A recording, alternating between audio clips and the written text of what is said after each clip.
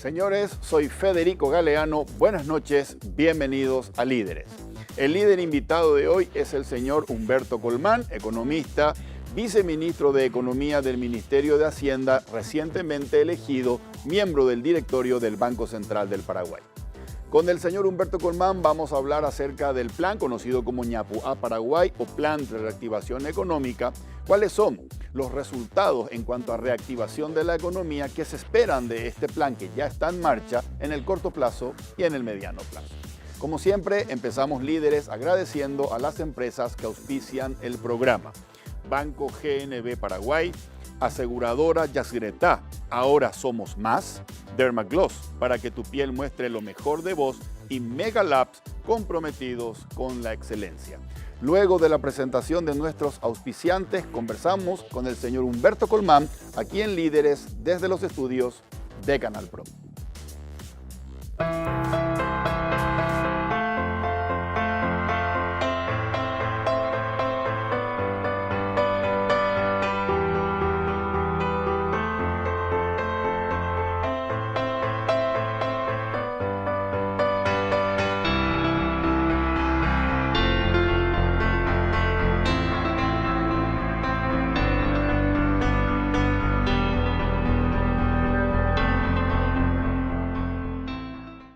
Aseguradora Yacyretá y General Seguro se fusionan y ahora somos más. Somos más los paraguayos que sí creemos, los que acompañamos tu crecimiento, los que estamos acá junto a vos trabajando en equipo. Ahora somos más los que siempre estamos cuando menos lo esperás y más lo necesitas. Dos empresas paraguayas, dos fuerzas nacionales que ahora son una. Aseguradora Yacyretá. Ahora somos más. Ser ultra es descubrir que la edad debe marcar momentos, no mi rostro. Al final del día, la crema noche protege el colágeno de mi piel y suaviza arrugas profundas, gracias a que contiene cronociclín e isoflavonas. Dermagloss Ultra Age más 50. Llévate bien con el tiempo. Las mujeres vivimos haciendo malabares, pero cuando estamos estreñidas, todo se nos complica. Para esos momentos de estreñimiento, elige Ciruelax, ahora en su nuevo tamaño, igual de efectivo y natural. Ciruelax al acostarse, resultados al levantarse. Hace un tiempo buscaba algo que me ayudara con los dolores articulares que aparecen con la edad y que complican mi día. Decidí probar Finartrit Advance. La fórmula 4 en 1 más completa desarrollada hasta hoy, que ayuda a mantener sanas tus articulaciones. Con Finartrit Advance, nunca dejes de moverte. Estoy en la mejor etapa de mi vida. Me siento como de 20. Volví a correr y para cuidarme tomo hidrolágeno todos los días. Así prevengo el desgaste articular, porque una cosa es tener 20 y otra cosa es sentirse de 20. Hidrolágeno, colágeno hidrolizado que alimenta tus articulaciones.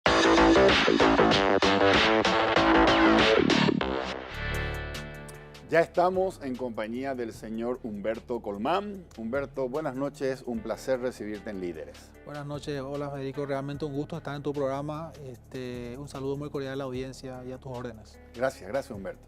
Humberto, recientemente elegido como nuevo director del Banco Central, quiero felicitarte. Muchas gracias. ¿Cuándo asumís como director del Banco Central? El plazo legal establecido en la Carta Orgánica, la Carta Orgánica modificada del Banco Central es a partir del 15 de agosto. Es un periodo de 5 años que dura. Cada año se renueva un miembro del directorio generalmente en esta época del año. Algunas veces cambia un poco el periodo dependiendo del momento en que entró. De repente hay algún miembro que sale antes. Pero bueno, generalmente es el 15 de agosto que empieza y es el periodo que me va a tocar. 15 de agosto es la próxima semana, el sábado, el lunes 17 solamente estaré arrancando formalmente mi trabajo en el Banco Central. ¿Estos 5 años pueden ser renovables?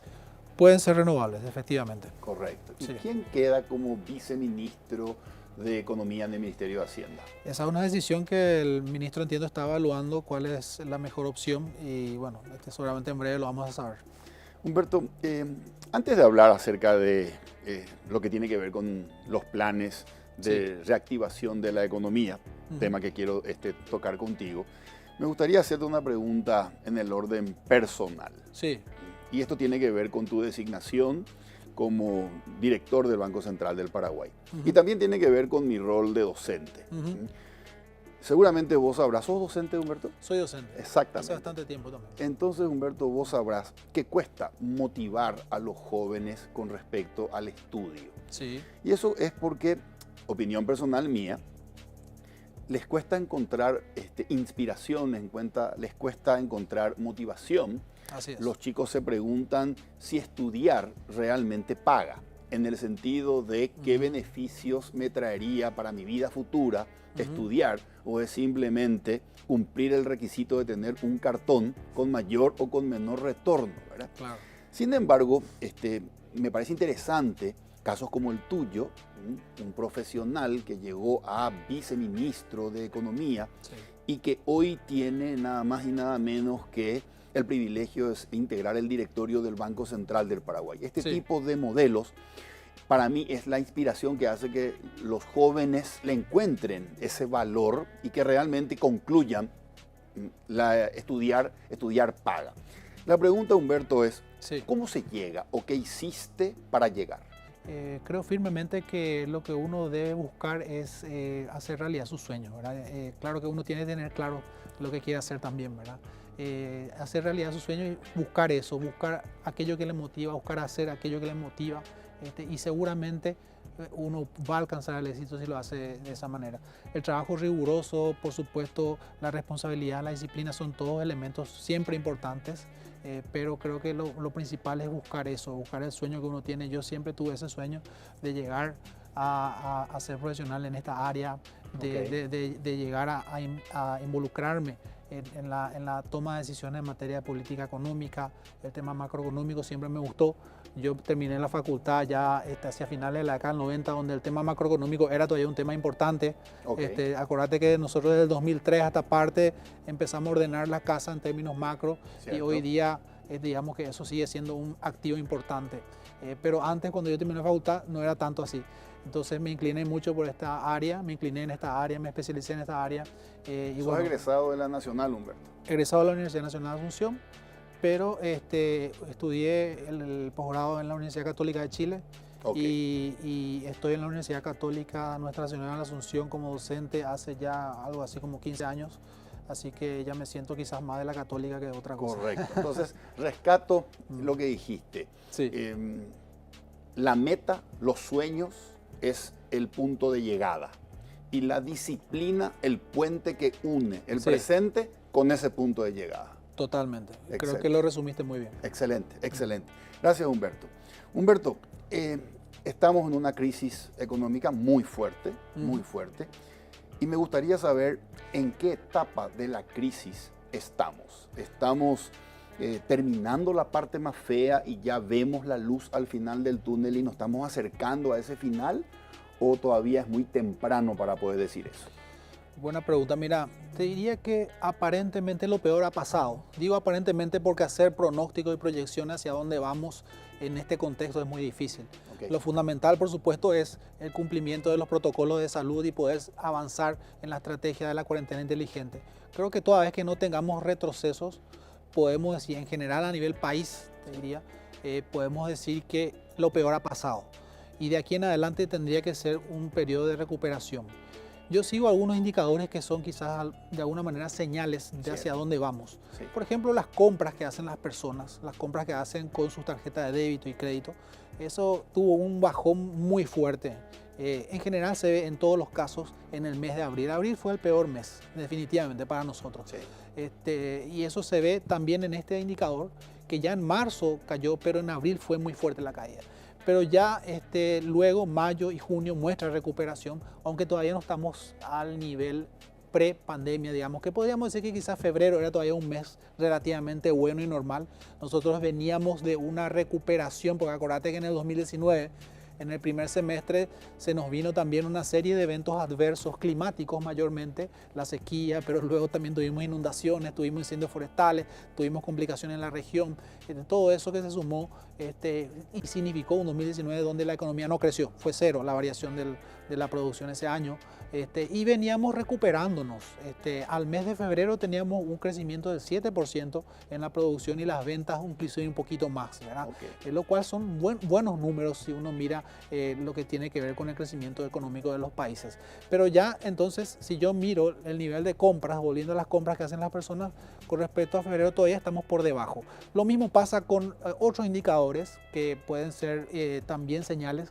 La recaudación tributaria, por ejemplo, que mayormente otra vez se basa en el impuesto al valor agregado, ¿cierto? El IVA, sí. Y eso también refleja un poco la confianza, las compras que hacen las ventas. La dinamización del consumo. Exactamente, entonces el mismo patrón se ve ahí, y si bien es cierto también que ahí se conjugan otros elementos como decisiones de política que se han tomado con el diferimiento de los vencimientos de los impuestos que pasaron de abril a mayo. Igual se están cobrando ahora. Claro, igual hubo recaudación en abril, pero la caída en abril fue tremenda, ¿verdad? La caída de abril fue alrededor del 55% aproximadamente, ya mejora de vuelta en mayo y junio, al igual que las compras con tarjeta, pero seguimos por debajo del nivel de febrero.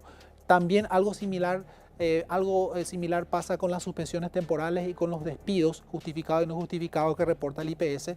Entonces, son señales positivas que estamos saliendo, que lo peor ha pasado, aunque yo no diría con firmeza que estamos ya en un periodo de recuperación. Que creo que va a ser importante, como te decía, seguir con este protocolo, respetar los protocolos y poder aplicar este plan Ñapúa Paraguay, que va a ser fundamental para consolidar esa recuperación natural que debería ocurrir. Ok. Humberto, la recaudación fiscal de impuestos sí. En julio 2020, ¿qué porcentaje alcanzó de julio 2019?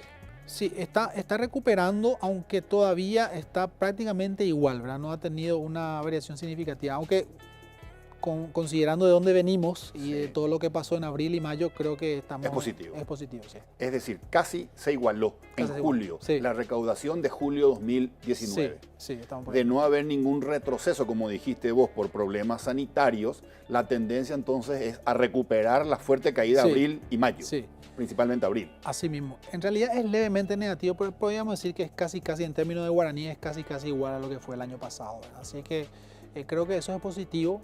Sí. Pero lo que esperamos, por supuesto, son números también en vista de los compromisos que hay en materia de presupuesto, en materia de la ley de emergencia, en materia del plan de recuperación. Esperamos que esa recaudación pueda recuperarse con más fuerza en los próximos meses. Exactamente, exactamente. Humberto, mencionaste recién que el crecimiento o la recuperación de nuestra economía depende mucho de la puesta en marcha y la aplicación del plan Ñapúa Paraguay. Sí.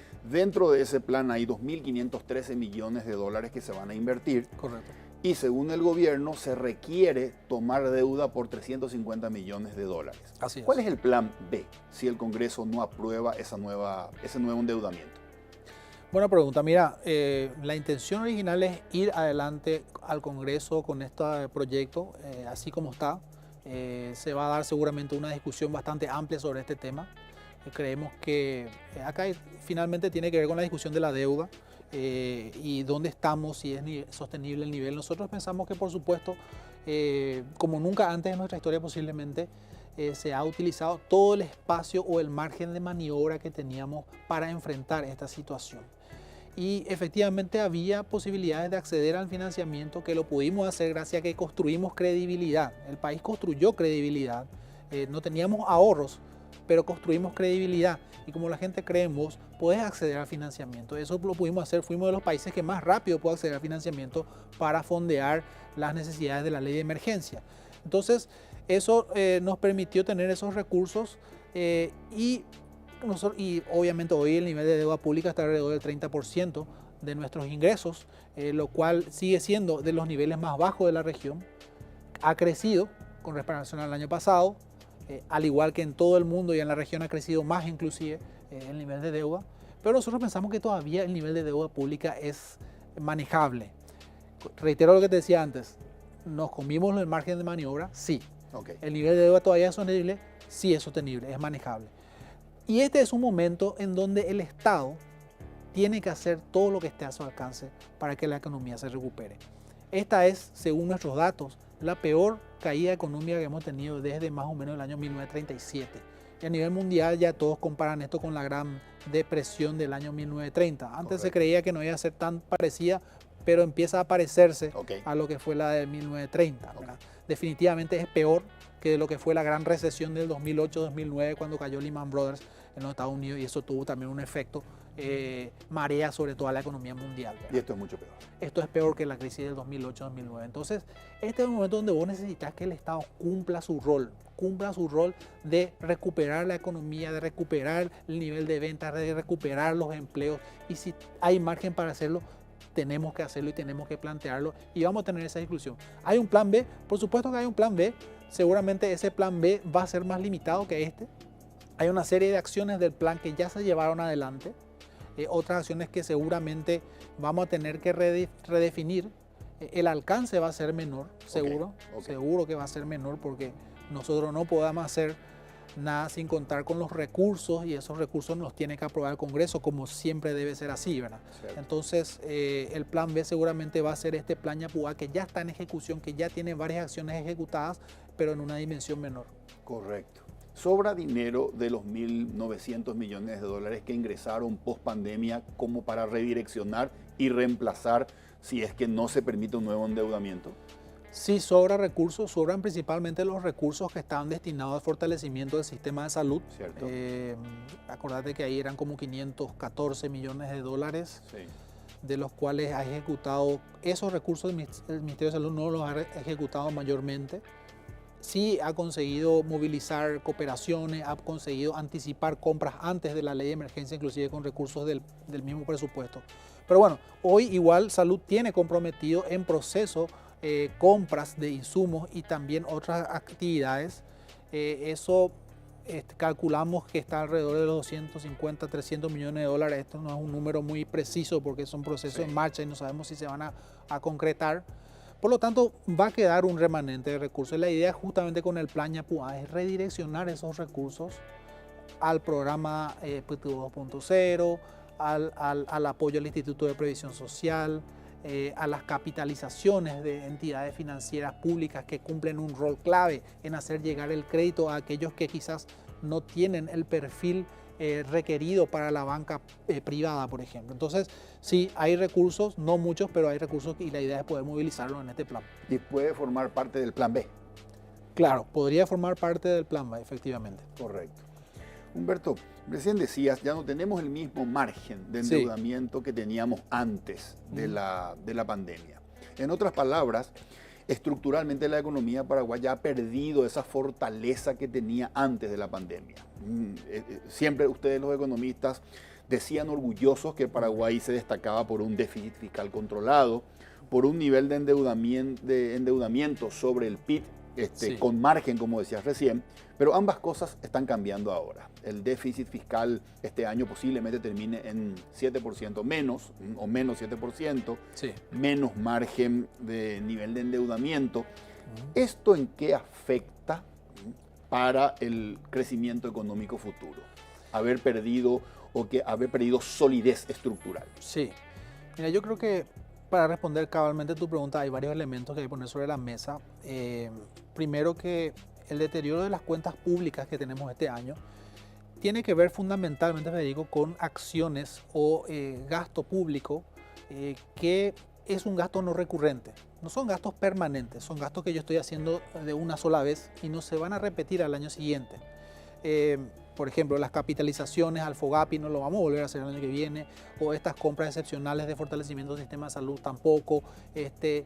Otras quizás sí, hay algunos aumentos en programas sociales, como Tecoponá quizás, o adulto mayor, aumento de cobertura, que no son tampoco muy significativos, pero la mayor parte de lo que te quiero decir es que la mayor parte de ese déficit del menos 7, que es la perspectiva que tenemos, tiene que ver con gastos excepcionales que no se repiten en los siguientes años. Por lo tanto, el déficit fiscal debería volver a bajar hacia adelante.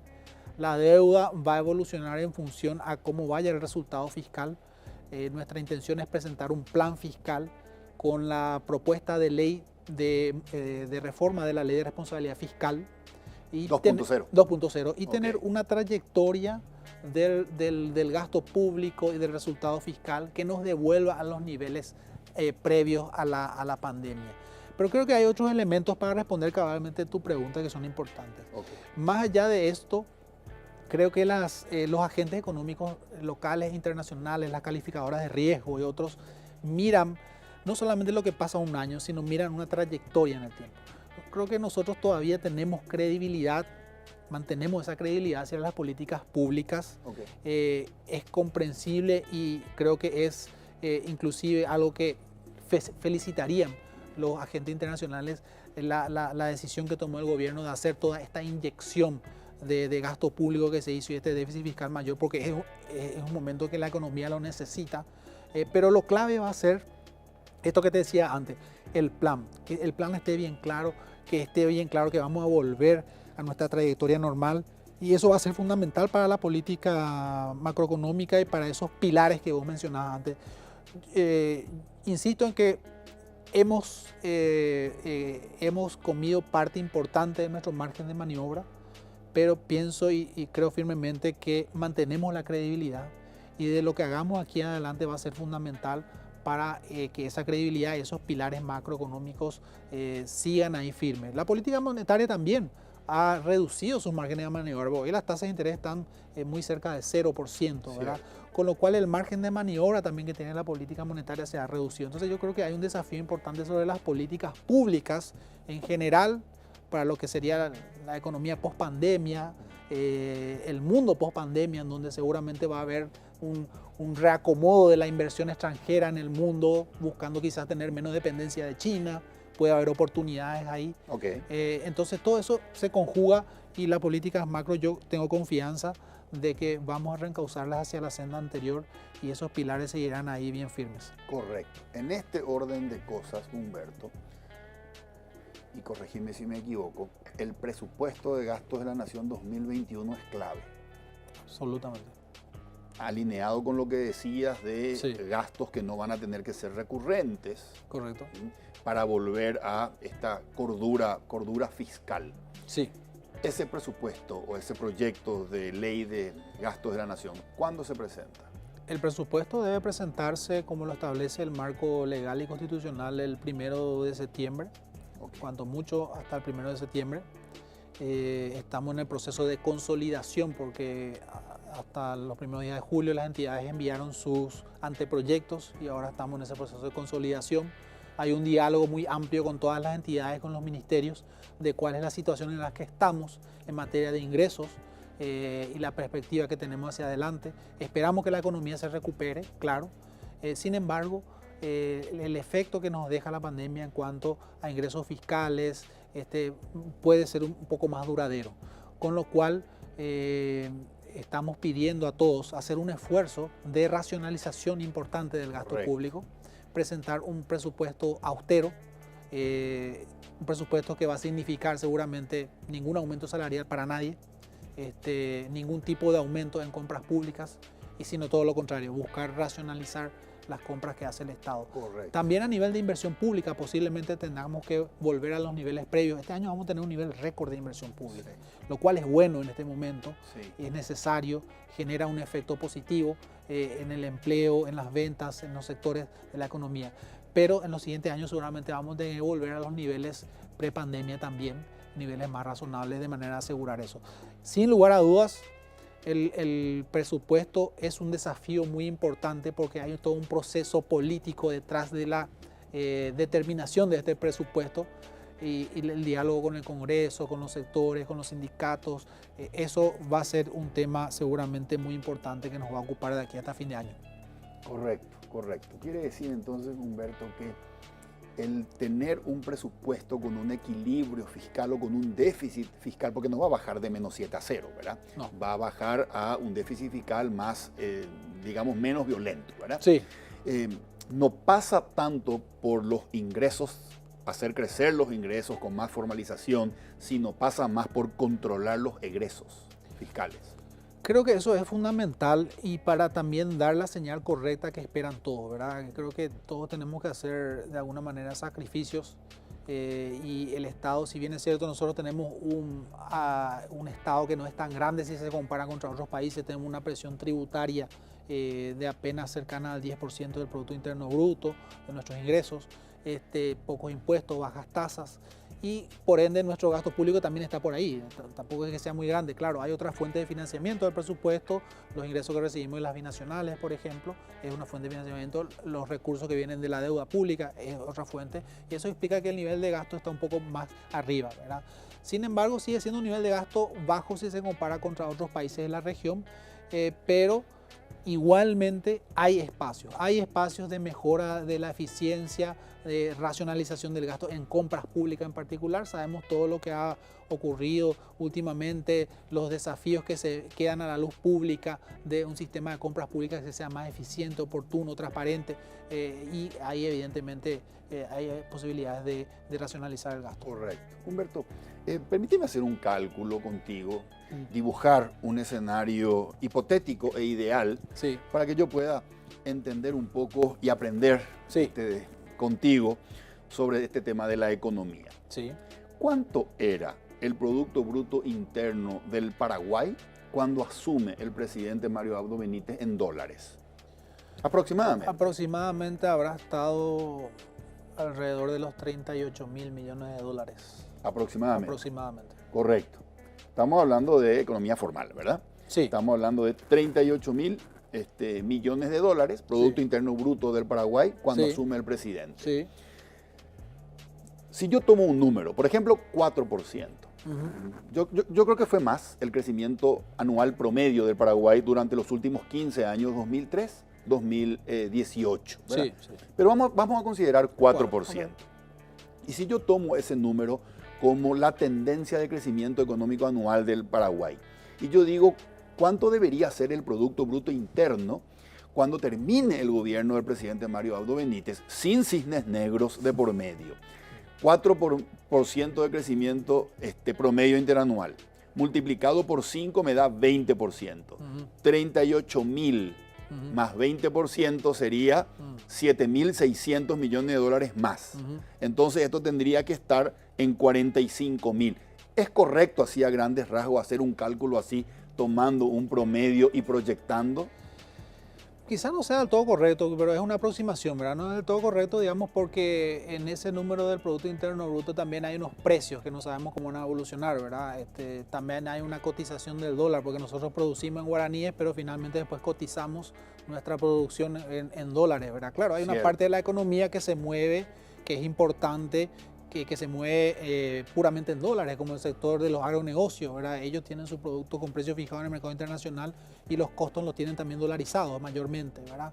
Pero al margen de eso, que es un 25% del PIB, el resto de la economía fija sus precios en guaraníes de moneda local y se valora moneda local, y finalmente entonces depende también de la cotización. Pero pienso que es una aproximación. Una aproximación. Sí, la que vos planteas. En teoría, sin cisnes negros mediante, yo debería decir, siendo presidente de la República, recibo un país con 38 mil millones de dólares de Producto Interno Bruto, sin contar la economía subterránea, Sí. y a 4% de crecimiento promedio anual, deberíamos crecer más o menos 45 mil cuando yo entregue el gobierno. Con cisne negro mediante, ¿cuál sería el PIB del Paraguay en el 2023? Qué pregunta. Como te decía antes, pregunta difícil. Como te decía antes, creo que te dije antes que hacer proyecciones en este contexto es muy difícil, ¿verdad? Riesgoso. Porque es muy riesgoso, uno no sabe lo que va a pasar. Y yo aprendí en todos estos tiempos que tengo 11 años de trabajo gerencial en Hacienda y 3 años como viceministro, que cualquier cosa, un número que vos digas después puede generar un ruido importante. Pueden ir en tu contra. Definitivamente, lo que sí te puedo decir es que la perspectiva para este año es que el PIB va a estar alrededor de los 36.500 millones de dólares aproximadamente. O sea, va a bajar como fruto de este decrecimiento crecimiento nulo que tuvimos el año pasado, de crecimiento que vamos a tener este año. Pero al año que viene, Federico, todos estiman que va a haber una recuperación fuerte de nuestra economía, porque hay ciertos motores de nuestra economía que siguen ahí, que va a seguir teniendo demanda a nivel internacional. El sector de los agronegocios es un sector que va a seguir teniendo demanda. Somos productores de alimentos, eso es positivo. la economía mundial, la población mundial sigue creciendo y demandando. Hay regiones del mundo que están creciendo y demandan más alimentos, demandan carne de calidad como la nuestra.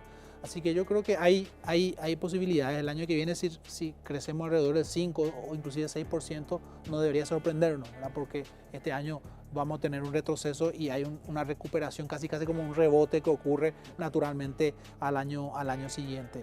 Ahora, la gran incógnita es qué pasa del 2021 hacia adelante, ¿verdad? Porque como te decía antes también, ¿cómo va a ser la economía post-pandemia? Va a haber una reconfiguración, va a seguir esta tendencia del nacionalismo, cómo nos afecta nuestro proceso de integración en la región. Yo creo que Paraguay tiene muchas oportunidades con los acuerdos con la Unión Europea, con los acuerdos de automotor que tenemos en la región. Hay todavía mucho espacio de encadenamiento, si bien es cierto, la región está complicada, Brasil está complicado, Argentina está complicado, eso lo sabemos, pero todavía nosotros tenemos bastante competitividad por nuestro sistema fiscal, por nuestro sistema de seguridad social, por la mano de obra joven, que nos puede dar esa posibilidad de encadenarnos y por lo tanto reemplazar a algunos proveedores de la industria regional que son de afuera de la región, de China, por ejemplo, pues por producción nacional, ¿verdad? Entonces, si hay ese proceso de crecimiento, yo creo que y dependiendo de la cotización cambiaria, yo creo que podríamos llegar a superar tranquilamente los 42.000 o 43.000 millones de dólares sin problema hacia el 2023 en adelante, ¿verdad? No sé si llegaríamos a ese cálculo que vos hiciste, porque el efecto de la pandemia puede llegar a ser permanente también en alguna medida, ¿verdad? Entonces, por eso decía, la gran incógnita es qué pasa del 2022 en adelante en particular. En 2021 esperamos el rebote, pero en 2022 yo no sé qué tipo de economía vamos a tener, cuál va a ser el nivel de crecimiento. Puede ser que el nivel de crecimiento potencial de nuestro país se haya reducido. Yo creo que antes de la pandemia ya veníamos con un proceso de reducción de nuestra capacidad potencial de crecimiento. Entonces hay un desafío ahí hacia adelante, ¿verdad? Y bueno, y todo esto finalmente tiene que ver con choques que nos han afectado desde afuera, primero los climáticos el año pasado y ahora la pandemia, ¿verdad? Correcto. Humberto, para subir ese potencial de crecimiento que, como bien vos dijiste, se desacelera, necesitamos palancas. Sí. Esto que tome nota aquí, encadenarnos más a procesos industriales de nuestros vecinos. Esperemos que se pueda concretar eso, ¿verdad? Sí. Esta semana se habló mucho acerca de no perder esa posibilidad a partir de esta ley de preferencia de compras para la industria nacional. Correcto. Cuidado con no perder esto. ¿Qué otras palancas podrían ayudarnos a levantar ese potencial de crecimiento económico que ya no va a ser el mismo que 2003-2015, aparte de estas cadenas internacionales de producción? Creo que la inversión en infraestructura sigue siendo una fuente para el crecimiento. Tenemos una brecha de infraestructura importante. Probablemente el modelo de aprovechar el espacio que teníamos para hacer infraestructura a través de la inversión pública tradicional del MOPC se ha agotado. Okay. Y vamos a tener seguramente mantener un nivel, pero ya no el nivel que quizás esperábamos antes. Y entonces tenemos que aprovechar y generar confianza suficiente para que venga inversión extranjera a aprovechar esas oportunidades a través de las asociaciones público-privadas. La ruta 2 y 7 está en plena ejecución, es el primer proyecto de APP que ha salido, es una inversión importante. Okay. Creemos que hay oportunidades de rentabilidad privada de APP autosustentada para la ruta sexta, para la ruta 1 en ciertos tramos. La hidrovía, sin lugar a dudas, hay una iniciativa privada, de hecho, que está ya en proceso, digamos, que se busca también promocionar. Esa puede ser una fuente, ¿verdad? Por supuesto, seguir buscando la participación privada y reducir esas brechas de infraestructura. Correcto. Lo que Entonces, primero, encadenarnos. Segundo, apepearnos. Exactamente. Sin lugar a dudas, ese es otro frente. Y después nosotros somos un país que todavía, pienso que estamos en una transición social, demográfica, donde las ciudades cada vez están creciendo un poco más, donde todavía hay espacios para aumento de la calidad de los servicios públicos. Somos todavía un país menos urbano si se compara contra otras regiones, ¿verdad? Y lo que hoy día concluyen algunas investigaciones interesantes es que las ciudades son centros importantes también de innovación, de creación de valor. Y entonces pienso que todavía ahí hay un espacio importante en las cabeceras departamentales, en las ciudades. Algunas ciudades del interior están ya bastante desarrolladas si uno mira lo que hace quizás 10 años atrás, pero creo que todavía hay un espacio ahí de urbanización también en lo que tiene que ver con la inversión hablando un poco de infraestructura de vuelta quizás, pero la inversión en el área residencial, sin lugar a dudas, es también otro espacio importante. Viviendas. De viviendas, donde por supuesto tenemos esa ventaja de resolver un problema importante para las familias, la falta de vivienda en cantidad suficiente y en calidad suficiente, pero por otro lado también infraestructura que genera empleos para el crecimiento. Y puede también aquí aparecer figuras como asociación público-privada, ¿verdad? Podría ser, seguramente. Hay un segmento que en los últimos años se ha desarrollado, que es el segmento de ingresos medios altos probablemente, aunque ahora lo que sí hace falta y está dentro del Plan Yapuã Paraguay es un fondo de garantía que se oriente a los segmentos de ingresos medios o medios bajos. Te digo, una familia que gana como ingreso familiar 2 o 3 salarios mínimos, por ejemplo, no tiene hoy la posibilidad de tener un préstamo hipotecario con una tasa baja, con plazos largos. Entonces, ese es un segmento donde puede entrar la inversión privada, pero con este apoyo de parte de la política pública, un fondo de garantía, por ejemplo, que reduzca el riesgo ahí, ¿verdad? Correcto, correcto. Humberto, hablábamos hace unos minutos de la recuperación de la economía a través de algunos indicadores, por ejemplo, la recaudación fiscal. Y quiero preguntarte lo siguiente. Si yo miro los números de recaudación fiscal, que casi es un 100% julio 2020 versus julio 2019, yo podría decir se está recuperando la economía a partir de ese número, a pesar de que estamos cobrando cuotas de exactamente, ¿verdad? Sí. Abril y mayo que hubo aplazamiento en el pago de impuestos. Correcto. Ahora la pregunta es, ¿existen dos economías con realidades diferentes? Una formal que me muestra que está aumentando el consumo y otra informal cuyo indicador yo no lo tengo y que puede tener una realidad económica diametralmente opuesta a la formal, pero yo no estoy midiendo. Sí, yo creo que sí, la respuesta es sí. No sabemos realmente cuál es la dinámica del sector informal. Hay mediciones, o sea, es que ahí está el trabajo que viene haciendo una fundación ahí liderada por Sebastián Hacha, que viene midiendo ellos el tamaño de la economía informal hace un tiempo. Prodesarrollo. Prodesarrollo, exactamente.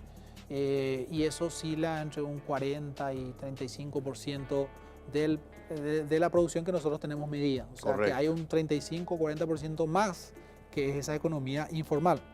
Ahora, lo que también hay que decir ahí es que dentro de esa economía informal, en realidad hay actividades que son lícitas y que no son formales, y hay otras que son ilícitas, claramente. Esa desagregación no la conocemos. Correcto. No sabemos cuál es el tamaño de una y la otra. Toda la política pública busca orientarse a tratar de aumentar la formalización y por ende también reducir la evasión tributaria. Pero eso se refiere solamente al segmento de las actividades lícitas que hoy día no son formales, quizás porque los costos de ser formales pueden ser altos. Correcto, correcto. Justamente te quería preguntar, ¿con qué plan o qué ingredientes debe tener un plan que tenga como objetivo motivar a formalizarse? Creemos que en el Plan Yapuã tenemos una estrategia bien desarrollada para aprovechar la oportunidad que tenemos y formalizar la economía. ¿Cómo?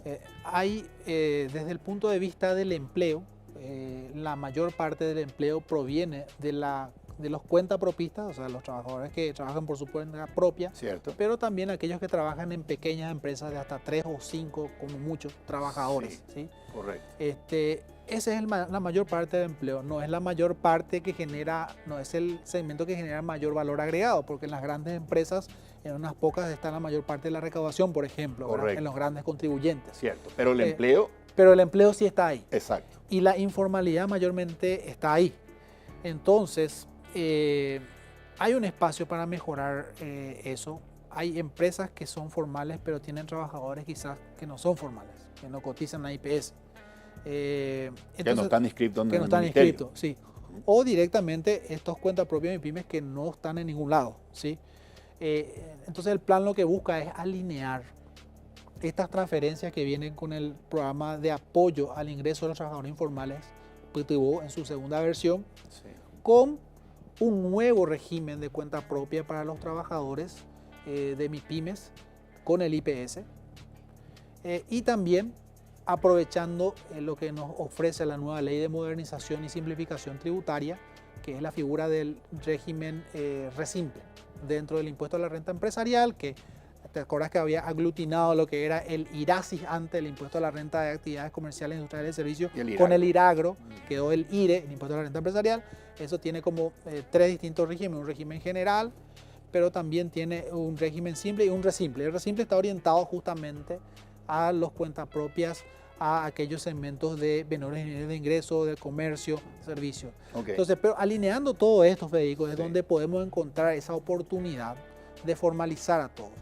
De hecho, este nuevo PTU ya pone formalmente en esta ley que fue aprobada en el Congreso el requisito para el tercer pago de tener ya un trámite realizado con la Subsecretaría de Tributación, pero con esta ley que se enviará al Congreso en los próximos días del plan Ñapua, se tendría un nuevo régimen dentro del IPS, un régimen que va a ser mucho más conveniente. Hoy día el régimen para cuentas propias y MIPYMES que existe en el marco legal del IPS, en realidad los trata como si fueran una empresa grande, ¿verdad? El nivel de aporte que le exigen es similar al que se le exige a una empresa que tiene aporte obrero, pero también tiene aporte patronal. Cierto. Eso no tiene mucho sentido. Entonces, la idea es tener un régimen que esté acorde a su capacidad y que inclusive tengamos un periodo de transición, por ejemplo, en los próximos 2 años o 3 años, donde la tasa sea menor, la cobertura esté bien definida en cuanto a salud, pero también tenga la posibilidad no solo de salud, sino también de la jubilación. Ok. Entonces, hacia ahí apuntamos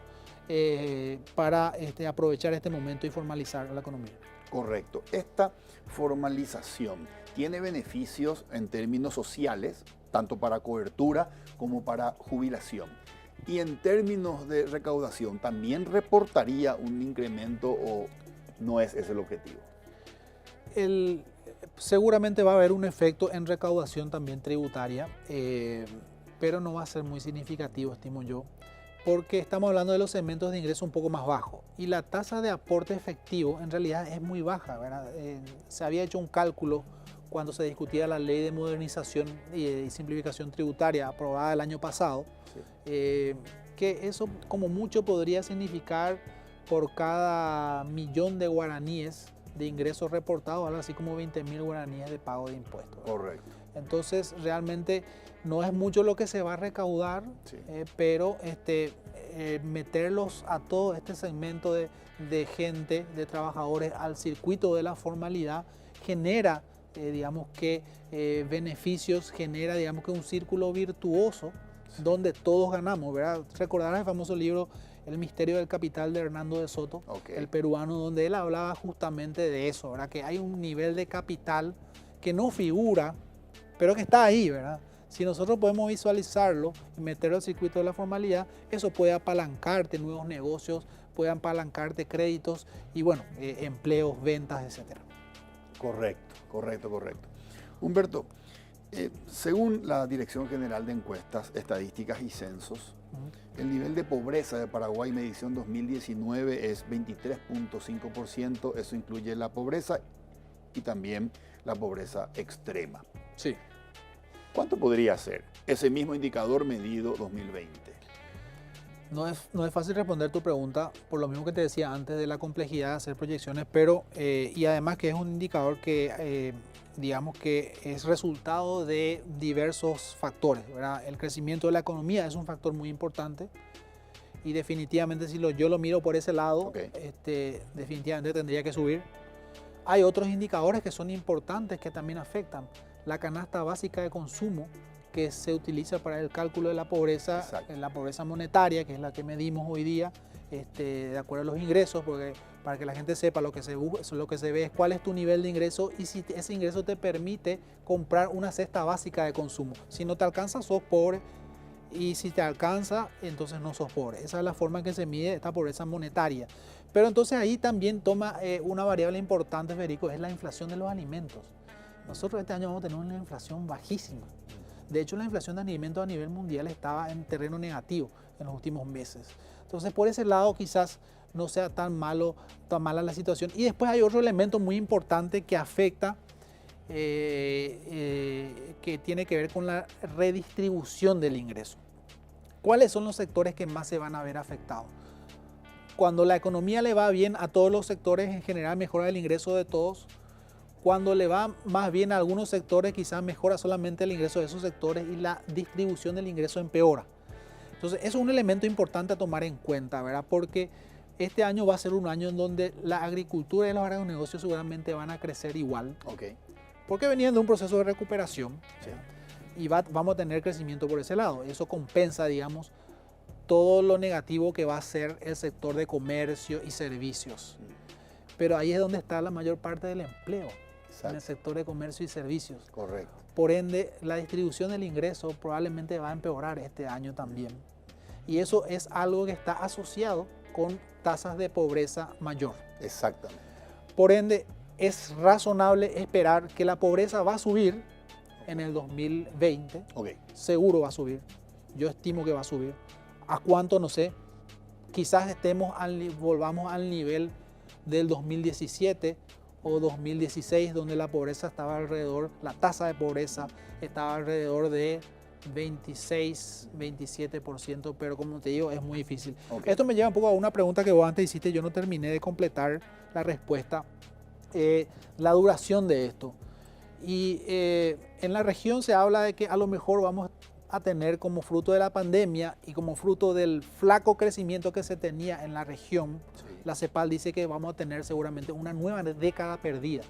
No sé si te acuerdas que en la década del 80 fue la famosa década perdida de la región, Recuerdo. donde tuvimos, bueno, en la literatura se habla mucho del efecto que tuvo los déficits fiscales muy altos, el no pago de la deuda de algunos países, y eso significó una década perdida, ¿ya? También hubo en ese medio, las condiciones financieras se habían deteriorado muy fuerte. No sé si te acuerdas, Paul Volcker en los Estados Unidos hizo una suba agresiva de tasa de interés y eso fue lo que, digamos, que terminó por sepultar el crecimiento en la región, ¿verdad? Ah, ok, que no conocía eso. Sí, pero bueno, entonces eso pasó en la década del 80 y fue la famosa década perdida. Ahora la CEPAL dice que con estos años previos que tenemos de flaco crecimiento en la región y con lo que va a pasar con la pandemia, posiblemente vamos a tener una nueva década perdida cuando más o menos estemos alrededor del 2022, 2023, por ahí.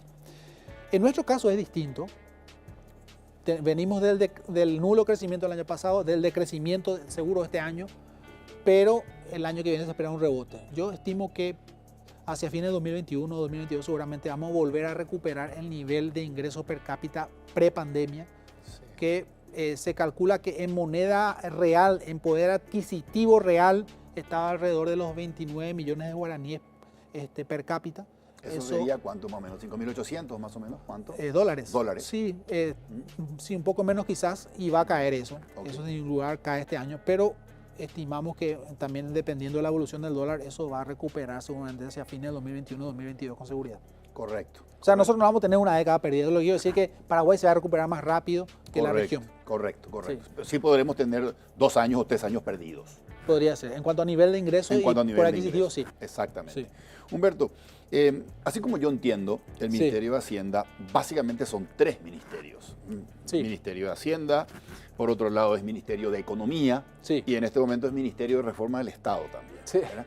Y yo quiero hablar sobre este tema de la reforma del Estado, sí, pero te quiero hacer 3 consultas para que me las respondas rápido, okay, antes de pasar al tema de reforma. Sí. Me respondes rápido sobre 3 puntos. Okay. El primero es dólar, el segundo es situación de Ciudad del Este y tercero es el reclamo del sector industrial sobre por qué se vetó la ley que le daba preferencia para las compras del Estado a la industria, que aumentaba las preferencias del 20% al 40% en las compras del Estado. Sobre esos 3 temas, tu opinión rápida y después pasamos a reforma. Correcto, el tema del dólar te lo hago rápido.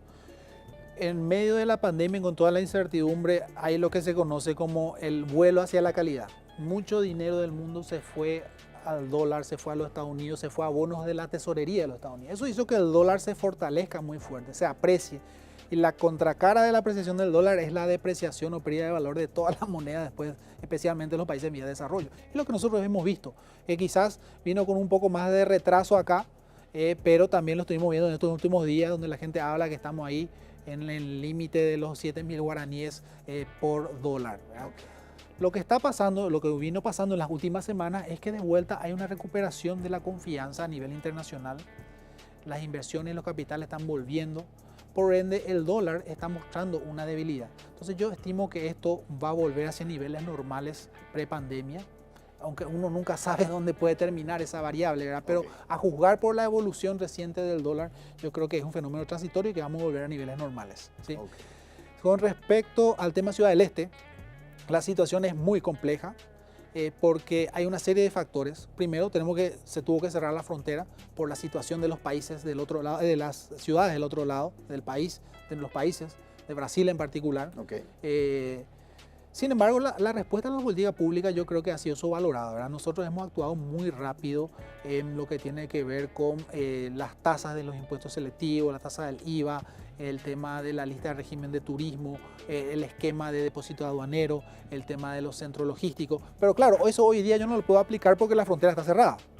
La política pública ha hecho todo lo que está a su alcance en cuanto a reducción de costos al comercio y eso va a seguir ahí presente para cuando esto empiece de alguna manera a abrirse de manera gradual. Pero también hay que decir, Federico, hay otros elementos que nosotros no manejamos. El real se depreció mucho más que el guaraní. El real es una moneda que tiene mucho impacto de las transacciones financieras a nivel internacional, porque hay un mercado de valores en Brasil que está mucho más integrado que el nuestro al sistema financiero internacional. Entonces, como te decía, esa salida o vuelo a la calidad que hubo, flight to quality, que salieron capitales de Brasil. Y eso es lo que explica esa depreciación muy fuerte del real, ¿verdad? Entonces, eso no lo controlamos y finalmente tampoco controlamos que la caída de la economía brasilera va a ser peor que la nuestra y consecuentemente la caída de los ingresos de las personas, de los brasileños que vienen a comprar a Ciudad del Este, es menor. Entonces esos son factores también que le dan, digamos que, el contexto a toda esta complejidad que te decía de frontera. Aún abriendo el puente, las ventas no se van a recuperar. Y es probable que sigan flojas. Correcto. Pero bueno, la estrategia también se orienta con el plan a buscar esos espacios en donde pueda haber una reconversión, que no es fácil hacerlo ni rápido a corto plazo, pero hay espacios. Ellos mismos lo decían, en ciertos segmentos, por ejemplo, en la producción de vestimenta de alta gama, o de marcas, mejor dicho, hay un espacio, ¿verdad? Y hay maquila, hay un régimen favorable para traer esas inversiones acá. Y hoy día se está hablando, como te decía antes, de que quizás va a haber un proceso de deslocalización de inversiones de China hacia otros países. Aprovechemos el momento. Creo que puede ser esa una vía también para responder. Tengo menos de un minuto. Sí, y el último tema que me hablas es el tema de compras. El tema de compras es básicamente nosotros como país pequeño, abierto, en un proceso de integración, no podemos desconocer los acuerdos internacionales. Es cierto, todavía no está finiquitado el acuerdo con la Comunidad Europea. El protocolo de compras públicas del Mercosur todavía no está vigente, pero nosotros somos parte de ese proceso. Negociaciones de carne con Estados Unidos. Negociaciones de carne y otros temas relacionados, ¿verdad? Entonces, nosotros no podemos desviarnos de eso. Y finalmente, la competitividad o las mayores ventas del sector industrial no puede basarse en ese tipo de ventaja, ¿verdad? Nosotros tenemos que buscar la competitividad por el lado de ser más productivos, de ser más competitivos en costos y no que nos den unas preferencias. Yo pienso que eso debería ser el camino, ¿verdad? Correcto. Humberto, tengo que ir a una pausa, pero dejo este tema como para que cerremos esta muy interesante conversación. Sí. Reforma del Estado. Cuando se presentó el plan Ñampuá Paraguay, ese plan tiene 3 bases, que son las inversiones públicas que generen empleo. Por otro lado, los planes de contención social, por ejemplo, Putibó 2.0. Y el tercer plan era... Uno era el de Putibó 2.0, el otro era de financiamiento. Claro. Financiamiento para el desarrollo. Así mismo.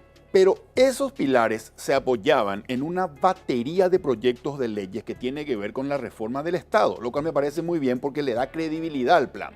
Correcto. Yo pretendo cambiar esto para implementar eso. Así mismo. Esa batería tiene más o menos una docena de proyectos de leyes que, como bien sabemos, de la noche a la mañana no se aprueban, más todavía que esos proyectos de leyes son muy delicados porque tienen que ver con intereses de varias partes. Así es. La pregunta, para que me la respondas después de la pausa, es la siguiente.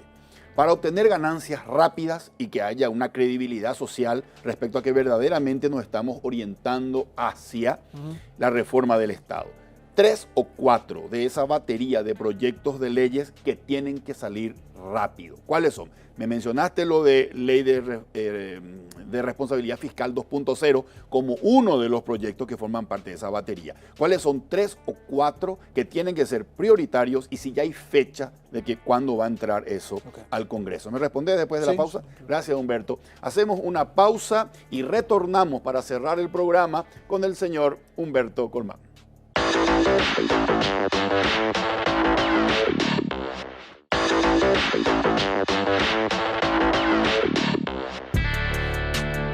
Seguimos con el viceministro de Economía, señor Humberto Colmán.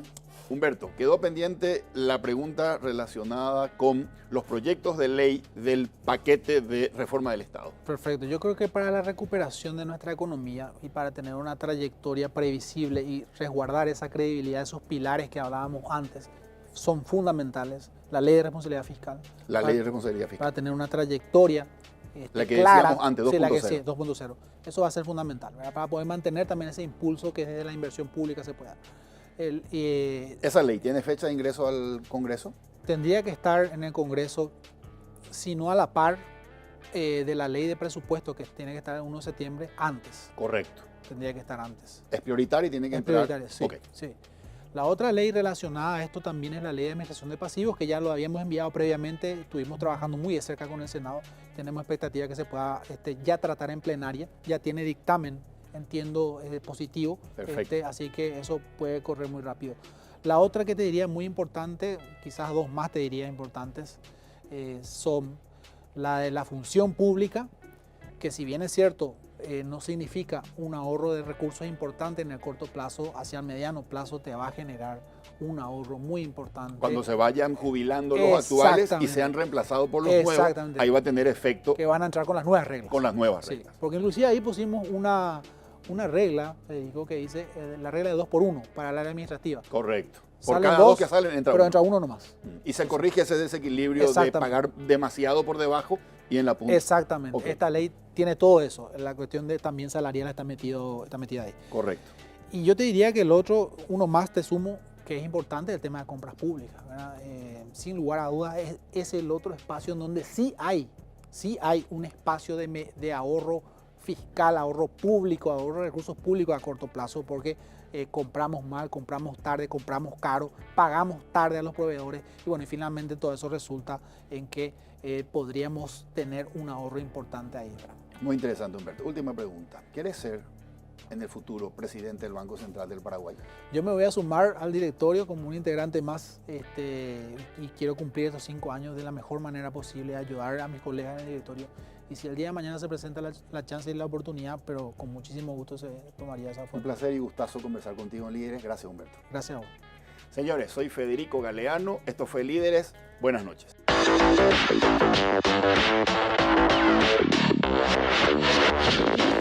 Nice.